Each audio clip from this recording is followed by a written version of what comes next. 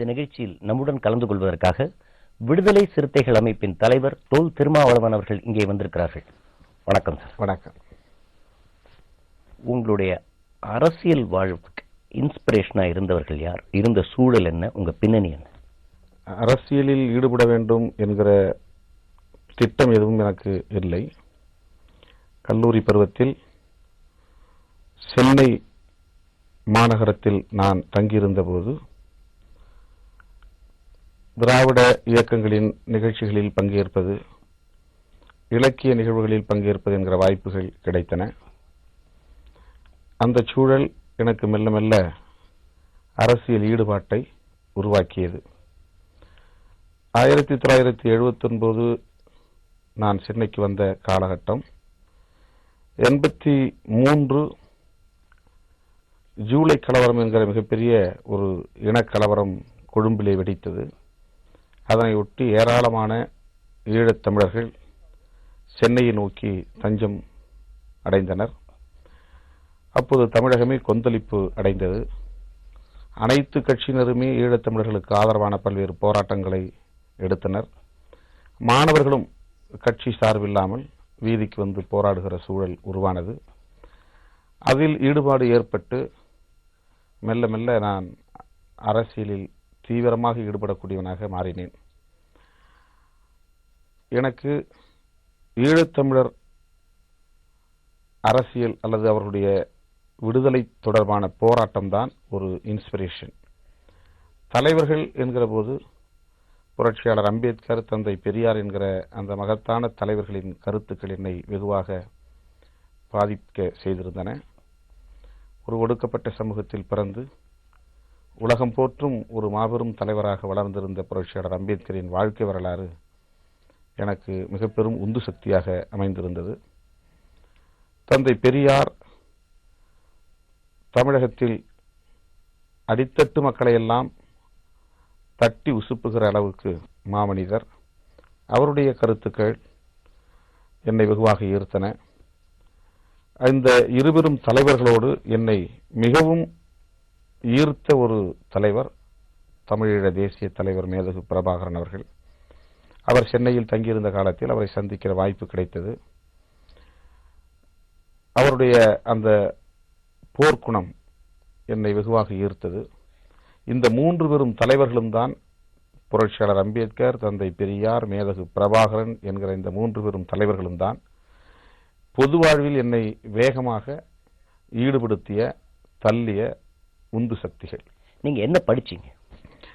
நான் மாநில கல்லூரியில் பிஎஸ்சி கெமிஸ்ட்ரி இளம் அறிவியல் பட்டதாரியாக படித்தேன்.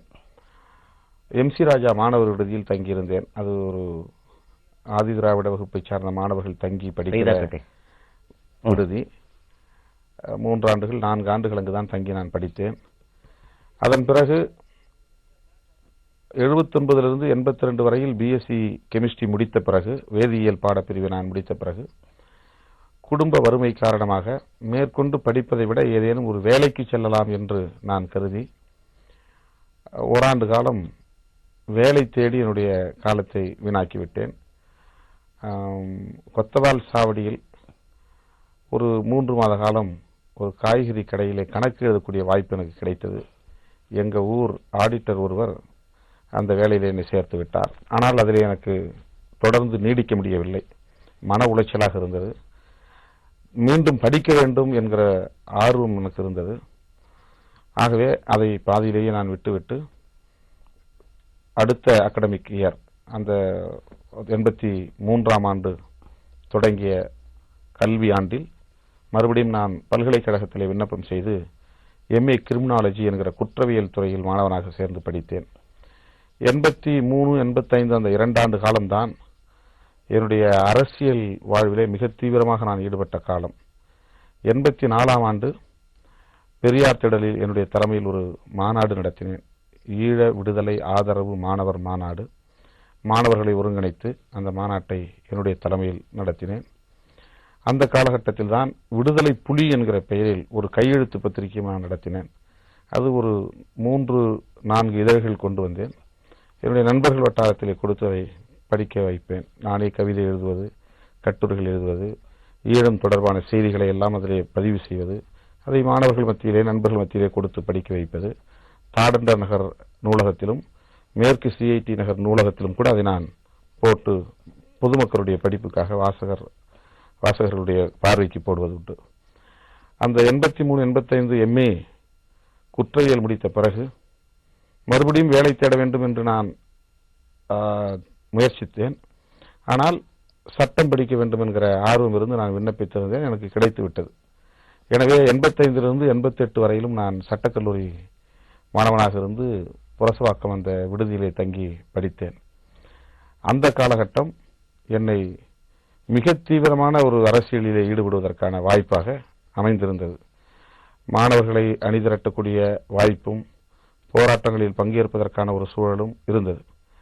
அப்போதுதான் தமிழீழம் தொடர்பான பல்வேறு போராட்டங்கள் வெடித்தன. உணர்ச்சி பாவலர் காசி ஆனந்தன் அவர்களை அழைத்து வந்து மாணவர்களிடையே பேச வைத்தது. அப்போது திராவிட முன்னேற்ற கழகத்திலே முன்னணி தலைவர்களுள் ஒருவராக இருந்த அண்ணன் வைகோ அவர்களை அழைத்து வந்து நான் மாணவர்களிடையே பேச வைத்தேன். அவர் மூலமாகத்தான் திராவிட முன்னேற்ற கழக தலைவர் இன்றைய முதல்வர் கலைஞர் அவர்களையும் நான் அறிவாலயத்திலே சந்திக்கிற வாய்ப்பு கிடைத்தது. 85 88 வரையில் நான் சட்டக்கல்லூரி மாணவனாக இருந்து நிறைய போராட்டங்களில் ஈடுபட்டு மாணவர்கள் மத்தியிலே நான் ஒரு அறிமுகமாகக்கூடிய அளவுக்கு இருந்தேன். சட்டக்கல்லூரி மாணவனாக இருந்தபோது திராவிட முன்னேற்ற கழக மாணவர் அமைப்பில் ஒரு பொறுப்பு கேட்டு நான் முயற்சித்தேன். என்னுடைய உடனிருந்த நண்பர்கள் அந்த ஆர்வத்தை தூண்டினார்கள். அப்போது சென்னை மாவட்ட பொறுப்பு கேட்டு விண்ணப்பம் செய்திருந்தோம். சென்னை சட்டக்கல்லூரி மாணவர் தலைவர் பொறுப்புக்கும் விண்ணப்பித்திருந்தோம். அதாவது வேண்டுகோள் வைத்திருந்தோம். ஆனால் அப்போதைக்கு அந்த வாய்ப்பு எனக்கு வழங்கப்படவில்லை. 88ஆம் ஆண்டு நான் இறுதி ஆண்டு தேர்வு எழுதுகிற நேரத்தில் எனக்கு ஒரு நேர்காணல் வந்திருந்தது. நான் பிஎஸ்சி கெமிஸ்ட்ரி வேலைவாய்ப்பு அலுவலகத்திலே பதிவு செய்திருந்தேன். நிறைய நேர்காணல் வரும், நான் போவதில்லை. அந்த நேர்காணலை நான் எடுத்துக்கொண்டு தடய அறிவியல் துறையிலே இருந்து வந்த அழைப்பு, நான் இயல்பாக போய் அதில் கலந்து கொள்ளலாம் என்று போயிருந்தேன். நான் எதிர்பார்க்கவே இல்லை, வேலை கிடைத்துவிட்டது.